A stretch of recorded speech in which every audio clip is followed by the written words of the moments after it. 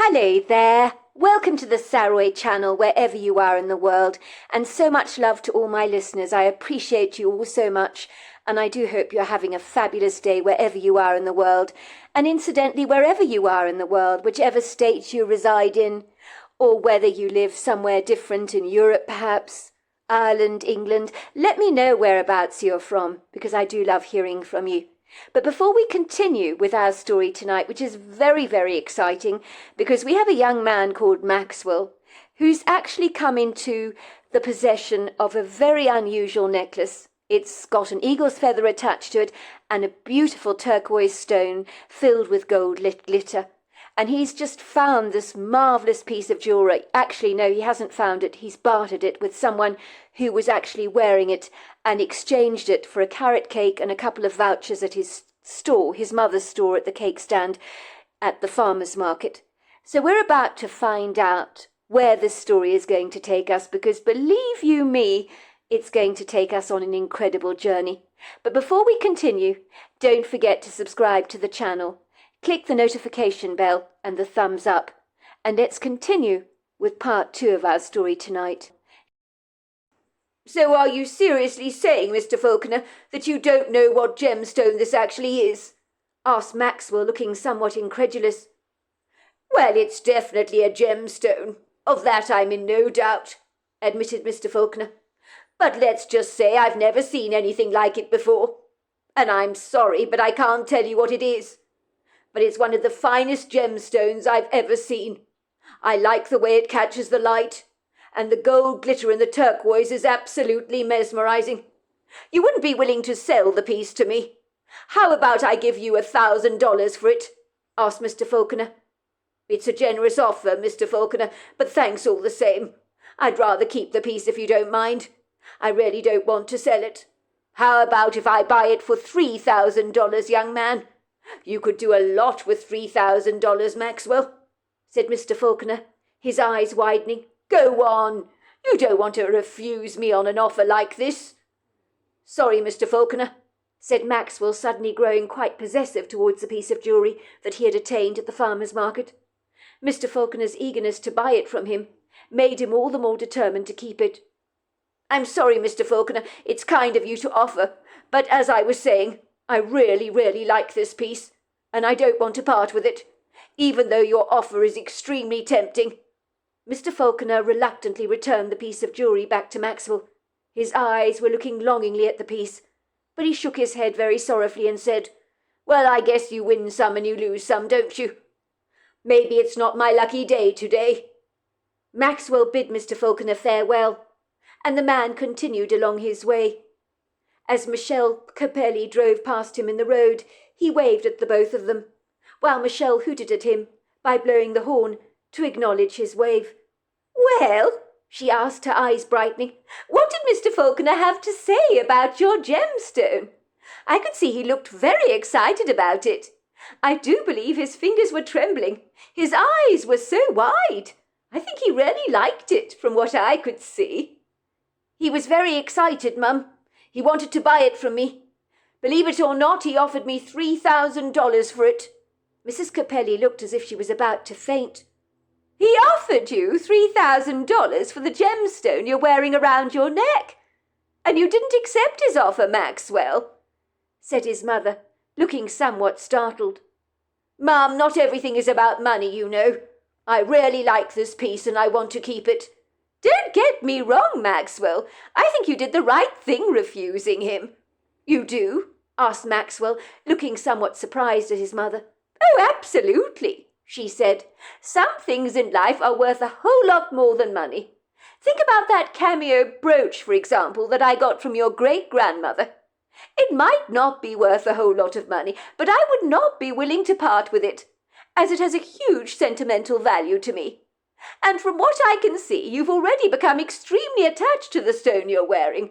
And if Mr. Falconer was offering you so much for it, then in my book it must be worth keeping. To tell you the truth, Mum, I don't know if it has any financial value, but I don't care about things like that. Mr. Falconer liked it very much. He said he'd never seen a gemstone like this before. But the weirdest thing of all is he doesn't know what it is. and I find that rather strange." "He doesn't know what it is?" asked Mrs. Capelli, looking amazed. "Well, if that's the case, my advice is for you to hang on to it like gold dust, as you've obviously got something incredibly special and unique. And besides anything else, that necklace looks remarkably good on you." When Maxwell and his mother returned home, it wasn't a surprise to Maxwell to see that his father had a very different reaction to the necklace he was wearing. He told him how he'd come by the necklace, and how Mr. Falconer had offered him $3,000 for the thing. "You saw Mr. Falconer?" he asked, looking somewhat bemused. "Yes, we did, as it happens, on the way back home. He was walking his Dalmatian, Sweetie Pie," Michelle Capelli explained. "It turns out he's never seen a gemstone like the one Maxwell is wearing. He offered to buy it from him. At first he offered Maxwell $1,000, and then it went up to $3,000. Maxwell believes he might have even offered more if he hadn't told him with absolute certainty that he didn't want to sell the necklace at all. I was watching everything from the front seat of my car. I saw them discussing the stone together, and I want to tell you, Julius, Mr. Falconer's eyes were as round as an owl's, and I'm not kidding either. He looked both enchanted and bedazzled by Maxwell's stone. Not that I blame him, of course, because it's an absolute beauty. But there was no doubt in my mind. He seriously wanted it." "I don't get it," said Mr. Capelli, shaking his head vigorously. "What on earth is wrong with you, son? Turning down $3,000 like that? Are you insane? That piece of jewellery you're wearing is nothing special, and is probably not worth all that much. And you choose to look a gift horse in the mouth? Where is your business sense? This is a deal of note, and you flat out reject it. I'm disappointed in you, son, that you haven't got a keen eye for a good deal. If I were you, I'd get on to your cell at once, give Mr. Falconer a call, and tell him you've changed your mind. And yes, you'd like to accept his offer for the $3,000. "Oh, don't be ridiculous, sweetheart," said Mrs. Capelli, coming to her son's defence. "When Maxwell saw the young man wearing the necklace at the farmer's market, he knew he really liked it and really wanted it. When the young man had no money to pay for a carrot cake, to buy for his mother for her birthday, Maxwell was ingenious, if you must know. He chose to barter with the young man for the necklace and to do an exchange. And that takes a great deal of initiative. So don't you dare undermine our son and claim he's got no business sense. Our son has got the gift of the gab, I'm telling you," she said in a warning voice, almost as if she was telling Julius Capelli not to dare challenge her on this, otherwise he'd be sorry. "Fair enough," said Mr. Capelli. "If you really like the necklace, then you must keep it." "Come on, sweetheart," said Mrs. Capelli. "Admit it. The necklace looks extremely good on Maxwell. It's very masculine, isn't it?"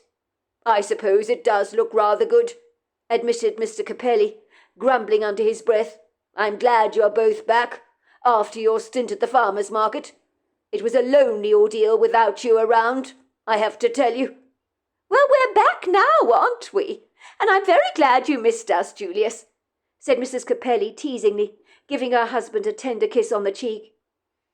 The rest of the afternoon at the Capelli household was a relaxing one. Maxwell and his family contentedly watched a movie on television together. Mrs. Capelli ordered a take-out pizza from the nearby Italian restaurant, and the family ate a family-sized margarita together. As Mrs. Capelli liked to make Saturday evening special to appease her somewhat pugnacious husband, as Julius always seemed to feel cheated when she abandoned him on a Saturday morning, so this was her way of making it up to him. Julius Capelli loved eating pizza, and he enjoyed watching movies as well. It was 8 o'clock in the evening. Mrs. Capelli's cell phone began to beep. "Damn!" she said, lifting her cell phone up to examine the caller ID. She knew while enjoying family time together she should really put her cell phone on aeroplane mode, but she didn't have the heart to do it, just in case she missed that all-important phone call. It was instinctive for her to just answer the call, even if it was a rather inconvenient time for someone to be calling her. "Hello, Mr. Falconer," she said.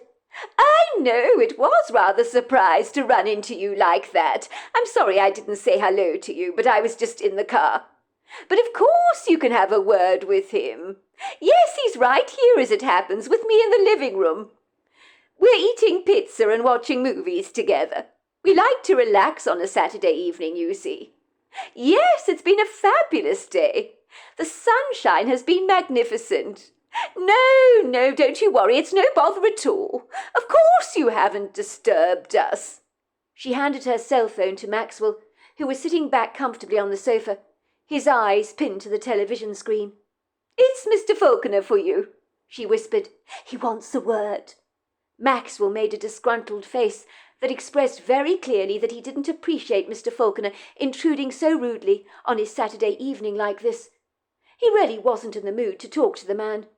Julius Capelli, who was seated on the chair opposite his son, having heard that Mr. Falconer was phoning, sat up straight, his eyes fixing on his son, as he watched Maxwell reluctantly taking the call from his mother.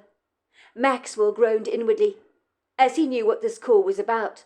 Why didn't Mr. Falconer get the message? He wasn't interested in selling his necklace.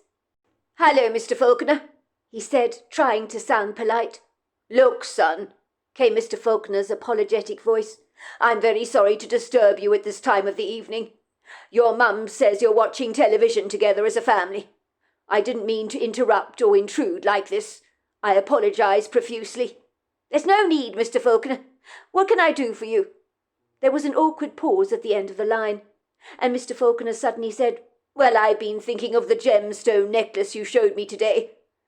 I've never seen anything like it before, Maxwell. It really is a magnificent piece." "What about it, Mr. Falconer?" "Well, I really like it, Maxwell, very, very much. I've been doing some research online. There really is no other gemstone quite like it. It's almost as if the gemstone that you're wearing shouldn't even exist on our planet." "Well, you did say you thought it was rare, Mr. Falconer," Maxwell replied. "I did indeed," said Mr. Falconer, "and for that reason I decided to up my offer on the necklace. I think you will find I'm being extremely generous, Maxwell. I'm going to give you a great deal." "Mr. Falconer, I'm sorry. I don't mean to be rude, but I told you I'm not willing to sell the necklace. I thought I made my feelings clear about the matter. But you haven't heard my offer, son. You shouldn't refuse it until you know how much I'm willing to pay you for it. Mr. Falconer, I really don't want to sell the necklace for money.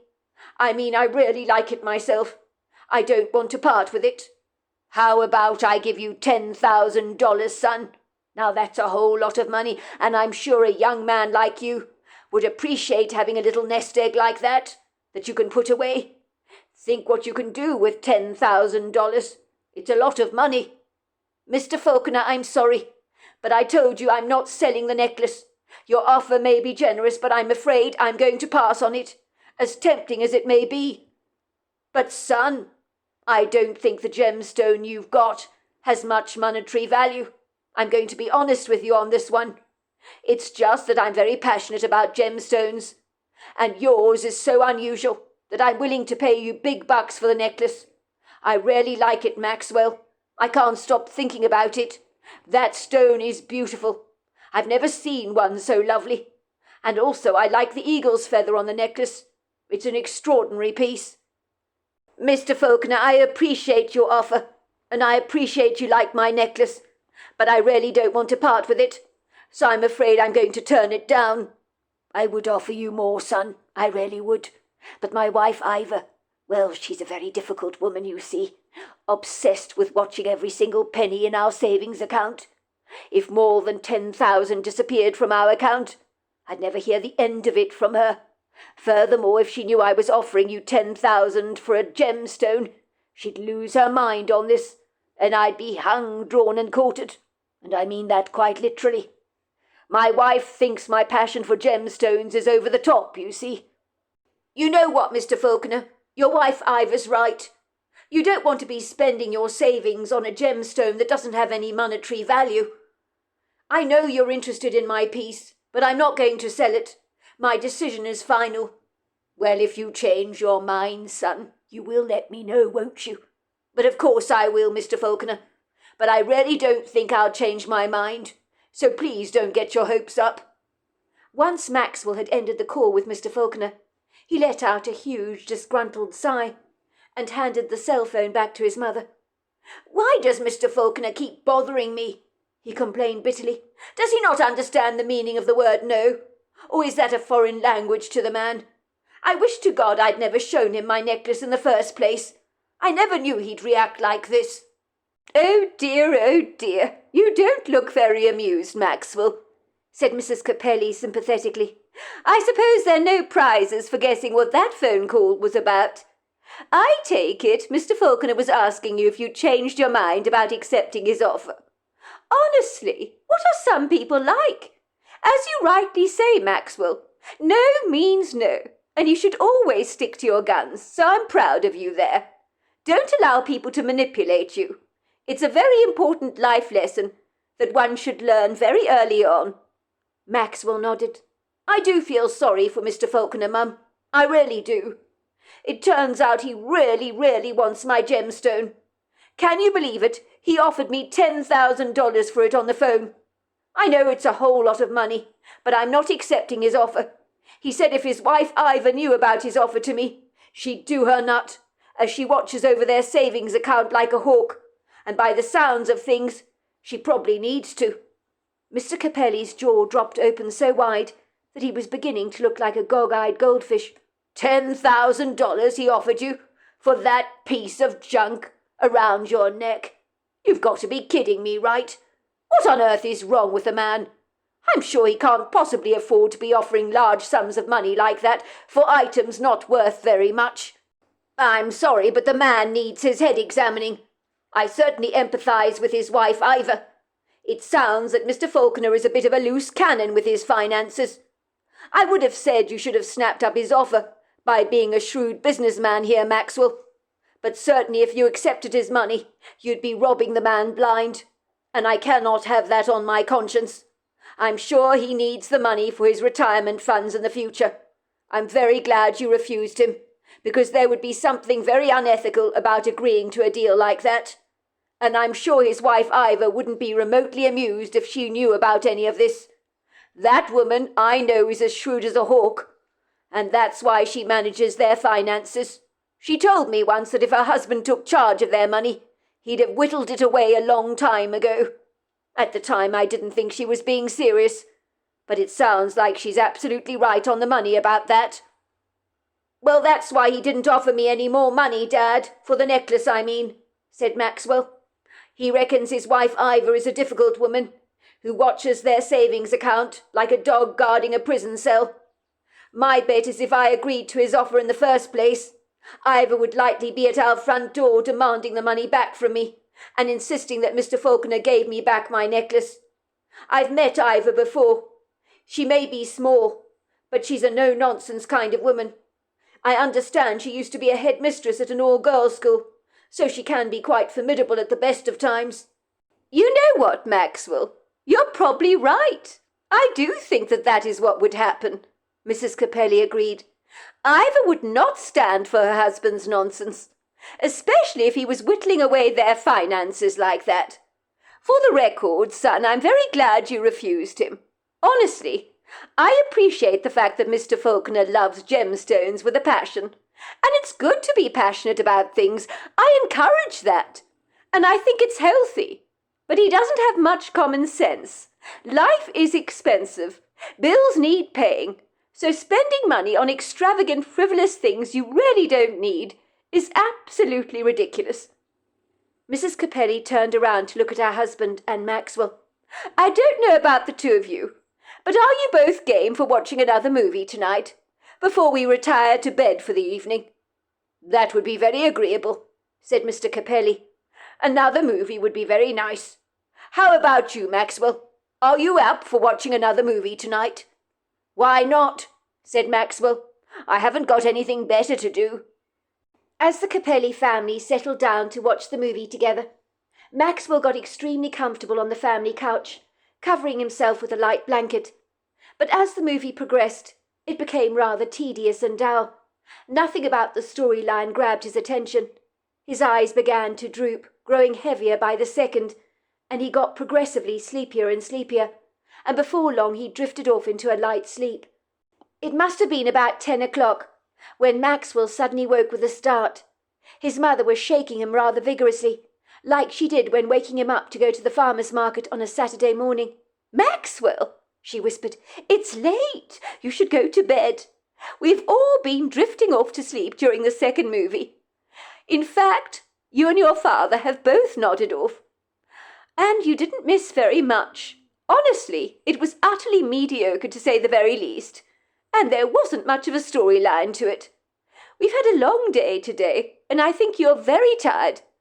Your father is fast asleep. He's snoring there on the chair, while Boogle is lying fast asleep on his lap.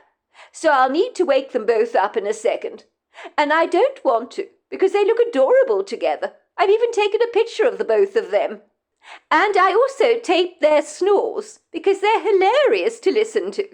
Although your father's not going to appreciate that at all.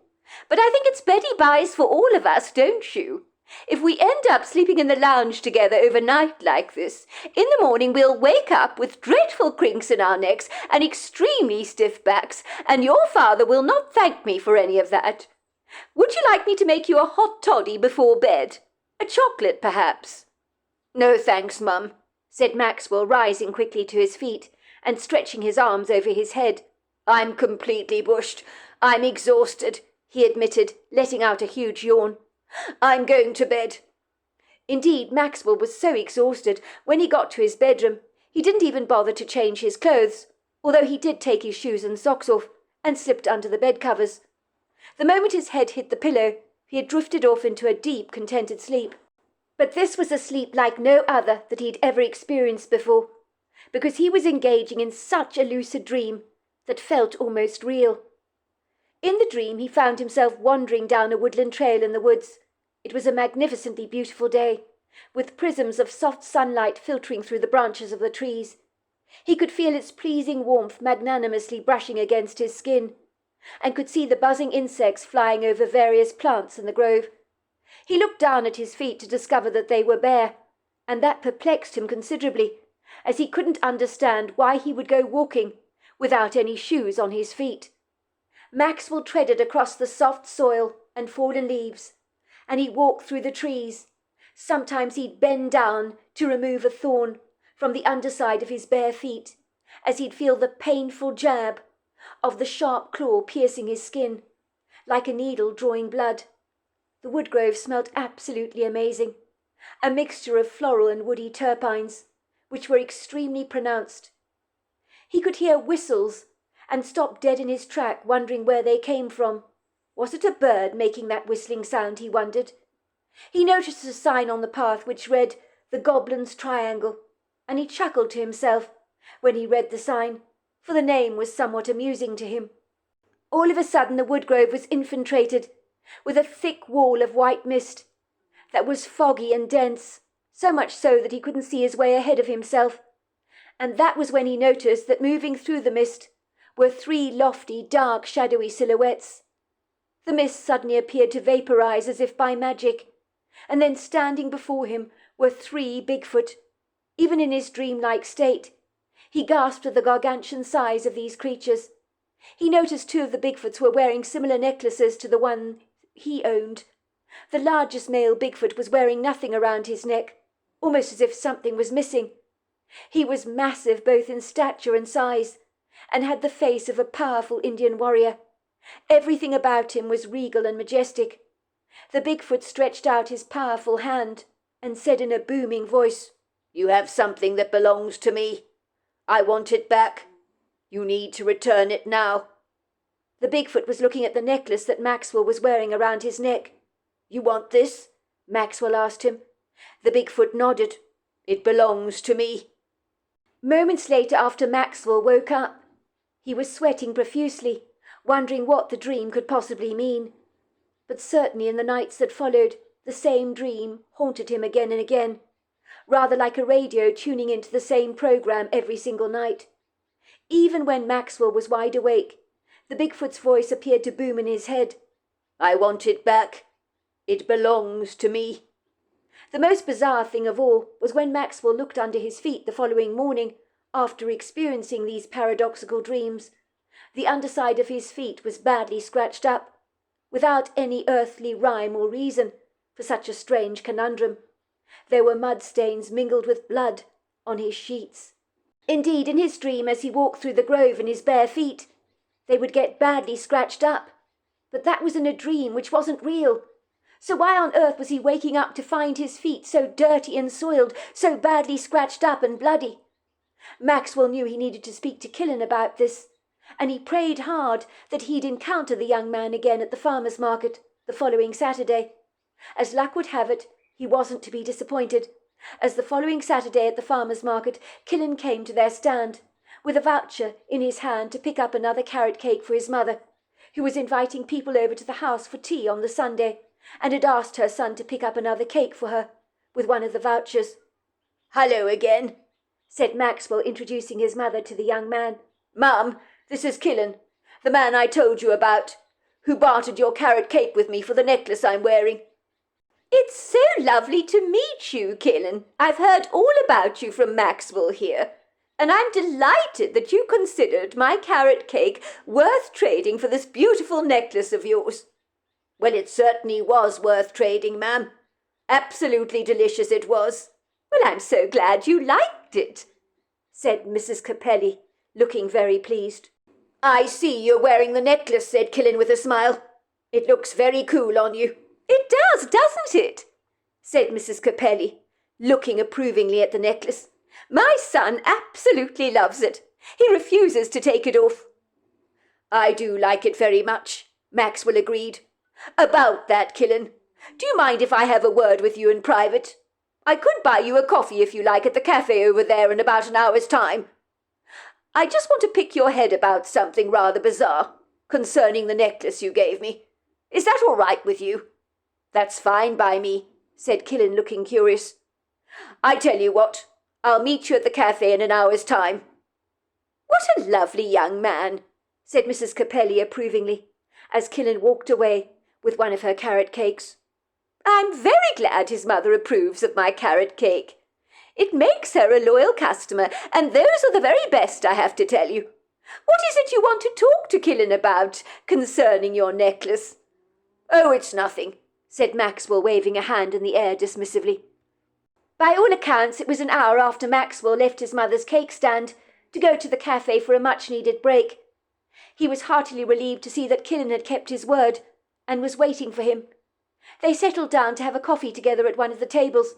Killen's face looked both intrigued and curious at the same time, almost as if he had a good idea about what their rendezvous was really about.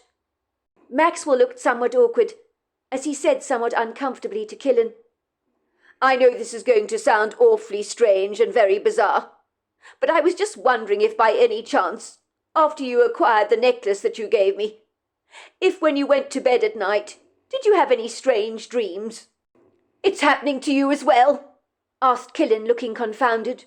"Are you dreaming about 3 Bigfoot in the woods, 2 of them wearing necklaces much like the one that you got from me? The largest Bigfoot is not wearing a necklace around his neck. He steps forward in the dream. He asks for his necklace back. Is that what you're dreaming?" "Goodness, I don't know what to say, because that's exactly what happened to me," said Killen, looking baffled. "In my dream I was walking barefoot in the wood grove where I found the necklace, exactly the same place, at the Misty Hills campground.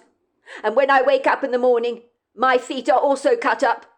When you asked me to barter the necklace from me, that was the only reason I was willing to part with it. I thought it would put an end to the dreams, but I had no idea I was transferring the dreams onto you. I'm very sorry about that." "And did you, once you gave the necklace to me, stop dreaming about these Bigfoot?" asked Maxwell. "I did," said Killen. "But every night while the necklace was in my possession, the large Bigfoot was asking for it back. Now it seems I've passed the problem over to you, and I'm very sorry about that. What do you think we should do about it? It seems clear to me that that Bigfoot will keep pestering you until he gets his necklace back. What do you think? I think that our dreams must be real, that Bigfoot that steps forward in the dream is telepathically communicating with both of us. He wants his necklace back," said Maxwell in earnest.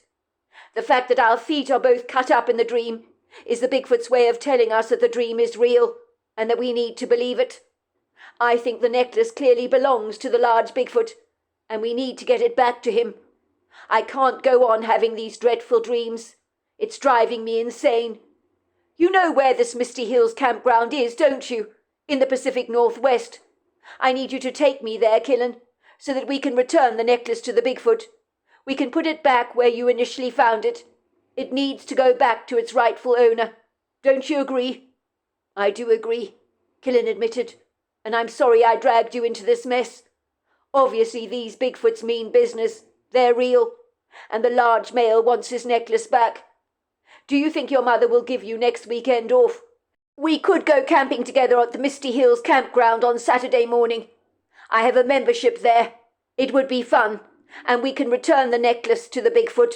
What do you think about that? I think it's a brilliant idea, Killen, said Maxwell approvingly. My mother can manage her stand here on her own for one weekend, I'm most sure. It certainly won't kill her. I'd like to take you up on your offer, Killen.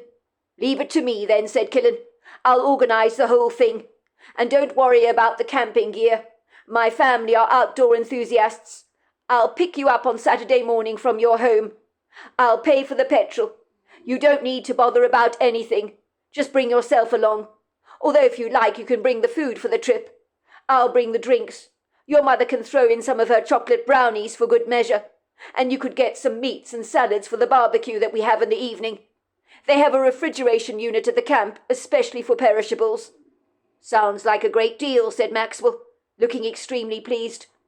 I'm just in shock that you and I had the same dream night after night about that male Bigfoot, who has been able to reach us through the power of telepathic exchange, for asking for his necklace back. In my opinion, it's nothing short of incredulous, and I feel a moral sense of obligation to return the necklace to its rightful owner, because it's not ours to keep. Not now that the owner has come forward to claim it. So there we are, that is the end of part 3 of our story. Part 4 is tomorrow night, and I look forward to you joining me then. Until next time, goodbye and good night.